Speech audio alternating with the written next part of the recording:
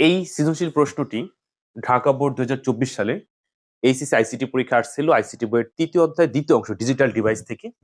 তো আমি এখন সম্পূর্ণ সমাধান করে দেব, তোমরা চাইলে নোট করে রাখতে পারো।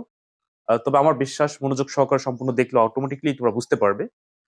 তো দেখো, একটা সমীকরণের উপর ভিত্তি করে প্রশ্ন সাজানো হয়েছে। ক তে একটা প্রশ্ন করেছে, খ সাধারণত ক খ 3 টাইপের প্রশ্ন আছে, তারপর আমি বলে দিচ্ছি। তো গ এবং গহ আমি বোর্ডে লিখে দিচ্ছি। তো এছাড়াও তোমরা চাইলে কিন্তু ঘরে বসে আমার কাছে আইসিটি অনলাইনে পড়তে পারো, ইনশাআল্লাহ আইসিটি কোনো সমস্যা হবে না। আমার কাছে যারা আইসিটি কোর্স করে তাদের এই ক এবং খ উত্তর সহ সাজেশন দেওয়া হয়, আর ভর্তি হওয়ার সঙ্গে সঙ্গে পুরো বইয়ের বেসিক ক্লাস সাজিয়ে দেওয়া হয়। ইনশাআল্লাহ আইসিটিতে কোনো সমস্যা থাকবে না। বিস্তারিত জানতে আমার এই নতুন হোয়াটসঅ্যাপ নাম্বারে এসএমএস দিও, মাসিক কোনো বেতন নেই। তোমার হাতে যদি একদিন সময় থাকে, ওই একদিনই যথেষ্ট, ব্যাপারটা এরকম। মানে তোমার আইসিটি ভালো করার দায়িত্ব আমার। ওকে, দেখো কতে কি বলছে, বলছে অ্যাসকি কি, তুমি সহজ ভাষায় তোমার মতো করে লিখবা। অ্যাসকি হচ্ছে বহুল পরিচালিত 7 বিটের কোড, তবে বর্তমানে ASCII 8 নামে পরিচিত। এত না লিখলে হবে, লিখবা যে ASCII হচ্ছে 7 বা 8 বিটের কোড। ওকে, হয়ে গেল। খ নম্বরে বলছে বিয়োগের কাজ যোগের মাধ্যমে করা সম্ভব, ব্যাখ্যা করো। লিখবা বিয়োগের কাজ দুইয়ের পরিপ্রয়োগের সাহায্যে যোগের মাধ্যমে করা সম্ভব। এক্ষেত্রে প্রথমে দুইয়ের পরিপ্রয়োগ গঠন করতে হবে। তো দুইয়ের পরিপ্রয়োগ গঠন করতে হলে বাইরের সংখ্যার একের পরিপ্রয়োগের সাথে এক যোগ করলে দুইয়ের পরিপ্রয়োগ পাওয়া যায়। তো দুইয়ের পরিপ্রয়োগের মাধ্যমে একটা ডিভাইস দিয়ে একাধিক কাজ করা যায়। মানে যেমন ওই যে বললাম যে বিয়োগের কাজ যোগের মাধ্যমে সম্ভব। এরকম জাস্ট একটু সাজিয়ে লিখলে হবে। আর ওই যে বললাম যে কোর্সে ভর্তির সঙ্গে সঙ্গে কমন উপযোগী 100% কমন উপযোগী ক এবং খ উত্তর সহ সাজেশন পেয়ে যাবে। গ নম্বরে বলছে উদ্দীপকের প্রদত্ত লজিক ফাংশনটির সত্যক সারণী করো। মানে এখানে তোমরা একটা সমীকরণ দেখতে পাচ্ছ, এই সমীকরণটা সত্যক সারণী করতে পারলে 3 পাবে। আর ঘ নম্বরে বলছে ওয়াই কে বুলিয়ান অ্যালজেব্রার সাহায্যে সরলীকরণ করার ফলে বর্তনী বাস্তবায়ন সহজ হয়েছে, বিশ্লেষণ পূর্বক উক্তিটির সত্যতা যাচাই করো। মানে এই লাইনটাকে সরল করার পরে বর্তনী তৈরি সহজ হয়ে যাবে। মানে এই মুহূর্তে যদি তোমাদেরকে বলে এটা লজিক বর্তনী অঙ্কন করো, তোমরা কিন্তু পারবে, কিন্তু সেটা কি একটু বড় হবে। আর সরলীকরণ করে বর্তনী তৈরি করলে সেটা সহজ হবে। এই জিনিসটা আর কি ঘ নম্বরে বলছে। তার মানে সরল করে বর্তনী অঙ্কন, আর গতে বলছে সত্যক সারণী। তো আমি এখন গ এবং গহ করে দিচ্ছি। তো তোমাদের কিন্তু সামনে পরীক্ষা, সময় কম, প্রচুর পরিমাণে প্র্যাকটিস করতে হবে। আর আইসিটি প্রশ্ন হুবহু আসে না, এজন্য প্রচুর পরিমাণে প্র্যাকটিস করতে হবে। তবে সেক্ষেত্রে কিন্তু বেসিক জানা প্রয়োজন, বেসিক ছাড়া তুমি অঙ্ক করতে পারবে না। আচ্ছা, গ উত্তর। গতে বলছিল সত্যক সারণী করতে। আমরা এখানে দেখতে পাচ্ছি যে 3টা ইনপুট আছে। যে কোনো সত্যক সারণীর ক্ষেত্রে ইনপুটের উপর ডিপেন্ড করে ঘর কয়টা হবে। যেহেতু 3টা ইনপুট আছে, তাহলে ঘর হবে 8টা। কয়টা হবে? 8টা। এ বি সি, আমরা 8টা ঘর নেই। 1 2 3 4 5 6 7 8, 8টা ঘর নিলাম। তো ইনপুটের উপর ডিপেন্ড করবে ঘর কয়টা হবে। আর ঘরগুলো পূরণ করার নিয়ম সবসময় একই। প্রথম ঘরটা পূরণ করবো হচ্ছে যতগুলো ঘর থাকবে তার অর্ধেক শূন্য, অর্ধেক 1। পরবর্তী ঘরে হচ্ছে এইটার অর্ধেক, 2টা শূন্য 2টা 1, 2টা শূন্য 2টা 1। তারপর হচ্ছে এইটার অর্ধেক অর্থাৎ 2 এর অর্ধেক 1, 0 1 0 1 0 1 0 1। এইভাবে হচ্ছে ইনপুটের ঘরগুলো পূরণ করতে হয়। আর এতটুকুই শুধু মনে রাখতে হয়, বাদ বাকি হচ্ছে দেখে দেখে আমরা এখন করবো। যেমন এই সমীকরণটা সত্যক সারণী করতে গেলে আমরা দেখতে পাচ্ছি এ নট আছে, এ নট প্রয়োজন হবে, এই জন্য আমরা এ নট নিয়ে নিলাম। আর দেখতে পাচ্ছি বি নট আছে, বি নটের ঘরটা আমরা নিয়ে নিব। এখন এ নট আর বি নট কোথায় পাবো, এটা কখনো মুখস্থ করবে না, বুঝতে হবে যে এর বিপরীত হচ্ছে এ নট। বিপরীত মানে শূন্য থাকলে 1 আর 1 থাকলে শূন্য হয়, তাহলে উল্টাও। যেখানে যেখানে শূন্য আছে সেখানে সেখানে 1 লিখলাম, আর যেখানে যেখানে 1 আছে সেখানে সেখানে শূন্য। ঠিক একই ভাবে বির ক্ষেত্রেও তাই, যেখানে যেখানে শূন্য হবে সেখানে সেখানে 1, যেখানে যেখানে 1 আছে সেখানে সেখানে শূন্য। হয়ে গেল এ নট বি নটের ঘর পূরণ। এটা কিন্তু আমরা মুখস্থ করিনি, আর এটা মুখস্থ রাখার বিষয় না। মনে করো পরীক্ষার হলে এটা আসছে, তুমি কখনোই নকল করে বা অন্য কারো খাতা দেখে এটা লিখতে পারবে না, তোমার নিজের বুঝতে হবে। মানে তুমি কতবার তাকাবা, এটা সম্ভব, মুখস্থ করা সম্ভব না। আচ্ছা, প্রাথমিক কাজ হয়ে গেলে এবার হচ্ছে আমরা প্রথমে এ প্লাস বি তৈরি করব, তারপরে এ প্লাস বি নট তৈরি করব, তারপরে তৈরি করবে এ নট প্লাস সি, তারপর তিনটাকে একসাথে গুণ দিব। তো প্রথমে বের করো এ প্লাস বি। এখন প্রশ্ন হচ্ছে এ প্লাস বি কোথায় পাবো। আমরা স্পষ্ট বুঝতে পারতেছি যে এ আর বি যোগ, তো যোগ করো, 0 0 যোগ করলে 0, 0 0 যোগ করলে 0, 0 1 যোগ করলে 1, 0 1 যোগ করলে 1। এখন যদি কোনো শিক্ষার্থী তোমরা আমাকে কমেন্টে প্রশ্ন করো যে স্যার 0 আর 1 যোগ করলে 1 কেন হলো, এই উত্তর কারোর কাছে আছে বলো?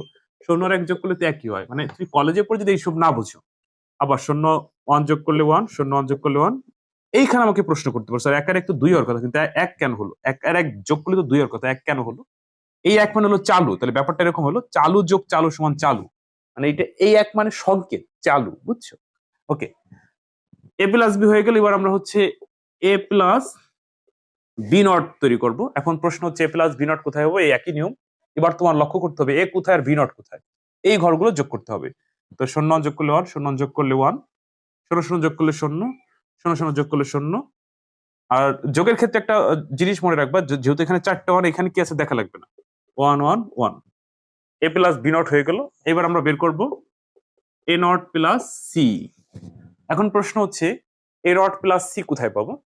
এ নট এর ঘর আর সির ঘর যোগ হবে, তো এ নট এর ঘর এই যে, সির ঘরে যে, এবার এই দুই ঘর যোগ হবে। তো 0 1 যোগ করলে 1, 1 1 যোগ করলে 1, 0 1 যোগ করলে 1, 1 1 যোগ করলে 1, 0 0 যোগ করলে 0, 0 1 যোগ করলে 1, 0 0 যোগ করলে 0, 0 1 যোগ করলে 1। এইগুলো হয়ে গেল। এবার এই তিনটে একসাথে গুণ কে কে, y সমান সমান এ প্লাস বি, তারপর হচ্ছে A plus B not, A not plus C, অর্থাৎ এই তিন ঘর একসাথে এখন আমরা গুণ দিব। তো গুণের ক্ষেত্রে একটা শূন্য থাকলে দেখা লাগে না, শূন্য হয়, মানে 0 গুণ 1 গুণ 1 সমান সমান কি হবে? 0। এটা কি তোমাকে বুঝাইতে হবে? প্রশ্নই আসে না, তুমি এমনি বুঝছো। আবার শূন্যতে গুণ করলে 0, 0 মানে গুণের সময় একটা শূন্য থাকলেই 0, গুণের সময় একটা শূন্য থাকলেই 0, গুণের সময় একটা শূন্য থাকলেই 0। এইখানে তিনটা 1 দেখতে পাচ্ছি, তাই গুণ করলে 1, মানে যদি এরকম গুণ দিই অবশ্যই 1 হবে। আবার গুণের সময় শূন্য থাকলাম 3টা 1। আচ্ছা, সত্যক সারণী হয়ে গেল। এই হচ্ছে তুমি 3 এ 3 পেয়ে গেলা। এবার আমি তোমাদের সরলীকরণটা দেখাচ্ছি। দেখো, তো ঘ নাম্বারে বলছিল যে ওয়াই এর প্রাপ্তমান সরলীকরণ করো। আমি এখন সরলীকরণ করে তোমাদেরকে দেখাচ্ছি। আবার বলছি যে বেসিক জানা না থাকলে কিন্তু এগুলো তোমাদের মাথার উপর দিয়ে চলে যাবে, এই সত্যক সারণী, সরলীকরণ ইত্যাদি। তা আগে হচ্ছে বেসিক জানতে হবে। তো আবারও বারবার বলি একই কথা, ওই কোর্সে ভর্তি হলে বেসিক হলো আগে শেখানো হয়, একদম রেকর্ড আকারে সব অধ্যায়ের একসাথে। অনেক কার্যকরী একটা কোর্স, ঠিক আছে? ওকে, ঘ নম্বরে বলছিল যে ওয়ার প্রাপ্তমান সরলীকরণ করলে বর্তনী সহজ হবে। তো আমরা এখন ওয়ার মানটা সরল করব। ওয়ার মানটা আমি লিখি, গহ উত্তর ওয়াই সমান সমান এ প্লাস বি, আবার এ প্লাস বি নট, আবার এ নট প্লাস সি। সরল করতে গেলে কিভাবে সরল করবো? তোমরা সাধারণত সরল দেখলেই ভয় পাও, গুলিয়ে ফেলো। তো এক্ষেত্রে আজকের এই কথাটি মাথায় রাখো, যখন তুমি সরলীকরণ করতে যাবে তখন হচ্ছে প্রথম দেখবা কোনো সূত্র অ্যাপ্লাই করা যায় কিনা। যদি সূত্র অ্যাপ্লাই করা যায় তাহলে আলহামদুলিল্লাহ করা গেল, যদি সূত্র অ্যাপ্লাই করা না যায় তাহলে হয় কমন নয় গুণ নেওয়ার চেষ্টা করবা। তো আমরা দেখতে পাচ্ছি এইখানে কোনো সূত্র অ্যাপ্লাই করা যাচ্ছে না, একমাত্র গুণ করা যায়, কমনও নেওয়া যায় না কারণ গুণ আকারে আছে। তাহলে আমরা গুণ করব। তো যদি গুণ করি, আগে এই দুইজনের গুণটা করি। এ দিয়ে এ গুণ, দাঁড়ালো এ গুণ এ প্লাস, আবার এ দিয়ে বি নট গুণ, দাঁড়ালো এ বি নট। এবার বি দিয়ে গুণ এইটা এ বি, আবার এটা যদি গুণ করি বি গুণ বি নট। এরপরে এই পাশেরটা রয়ে গেল কি বলতো, এ নট প্লাস সি, থাকুক এই পর্যন্ত। আচ্ছা, এবার এইখানে আবার আমরা একটু সূত্র দেখতে পাচ্ছি। কি দেখতে পাচ্ছি? সূত্র। কি সূত্র জানো? দুইটা এ মানে একটাই লেখা যায়, আর এইটা এ বি নট এর কোনো পরিবর্তন নাই, এ বিরও কোনো পরিবর্তন নাই, আর বি গুণ বি নট মানে জিরো, যে গুণ মানে এ গুণ এ নট মানে জিরো, বুলিয়ানের উপর অনুযায়ী। তো সেক্ষেত্রে জিরো লেখার দরকার নাই, কারণ এটার কোনো ভ্যালু নাই। আচ্ছা, পেয়ে গেলাম এ নট সি যা ছিল তাই, আর এই পাশে এটা। এই এখন আবার আমরা গুণ করব। তো যদি এখন আবার আমরা গুণ করি, এ দিয়ে এই দুইজন গুণ, এইটা দিয়ে এই দুইজন গুণ, এটা দিয়ে দুইজন গুণ, তারপর এ দিয়ে আগে গুণ করি এ গুণ এ নট, আবার প্লাস এ দিয়ে সি গুণ করি এ সি। এবার এটা যদি গুণ করি তাহলে হয় এ এ গুণ বি, এ বি নট গুণ এ নট। আচ্ছা, এইখানে তুমি একটু সুন্দর করে সাজাই লেখো, যাতে তোমার একটা লাইন কম করা লাগবে। কেমন সাজাই লেখো? গুণ যেহেতু, এই এ নটটা আগে লিখলাম, এ বি নট। আচ্ছা, এবার এটা দিয়ে আবার সি গুণ, তাহলে কি হয় এ বি নট সি। আচ্ছা, এরপর এ বি দিয়ে দুইটা গুণ, তাহলে কি হয় এ নট এ বি, আবার এ বি সি। আচ্ছা, এই লাইনটা বুঝতে পারছো কিনা আগে আমাকে বলো, কমেন্টে জানাও। মানে এই জায়গায় যা ছিল আর এইখানে যা আছে এটা জাস্ট গুণ আকারে বের করছি। তুমি দুই ফিলেই করতে পারো, ধরো এইটা দিয়ে 3 জন গুণ, পরে সি দিয়ে 3 জন গুণ, ইচ্ছা একই কথা, গুণ করছি জাস্ট। এখন আমরা দেখতে পাচ্ছি এখানে কোনো সূত্র আছে কিনা। হ্যাঁ, সূত্র আছে। কি সূত্র? ওই যে এ গুণ এ নট মানে হচ্ছে 0 প্লাস এসির জায়গায় এসি, এইটুক সমান সমান 0, কারণ এ গুণ এ নট মানে 0, তো 0 তে বি নট গুণ করলেও 0, ডাইরেক্ট আমরা 0 লিখে দিলাম। এইখানে কোনো পরিবর্তন নাই, এ বি নট সি, এই জায়গাও 0, এখানেও কোনো পরিবর্তন নাই, এ বি সি। এবার যোগের সময় 0-র কোনো মূল্য নাই, তাহলে দাঁড়ালো AC plus A B not C plus ABC. এইবার আমরা দেখি কোনো কিছু কমন নেওয়া যায় কিনা। হ্যাঁ, কমন নেওয়া যায়। কি কমন নেওয়া যায়? এসি কমন নেওয়া যায়। আচ্ছা, যদি আমরা এসি কমন নেই তাহলে হয় কি, এসি যদি কমন নেই তাহলে দাঁড়ালো পুরোটার ভিতরে দেখো এসি আছে, তাহলে এইখানে হয় 1, এখানে হয় বি নট, এই জায়গা হয় শুধু বি। ওকে, আচ্ছা, 1 দিয়ে তুমি যা কিছু যোগ করো ফলাফল কিন্তু 1, তাহলে দাঁড়ালো এসি ইন্টু 1, 1 দিয়ে যা গুণ করো তাই। তো এই সমীকরণটাকে সরলীকরণ করলে এসি হলো। এবারে এসিটাকে বর্তনী অঙ্কন করে দিলে সহজ হয়ে গেল।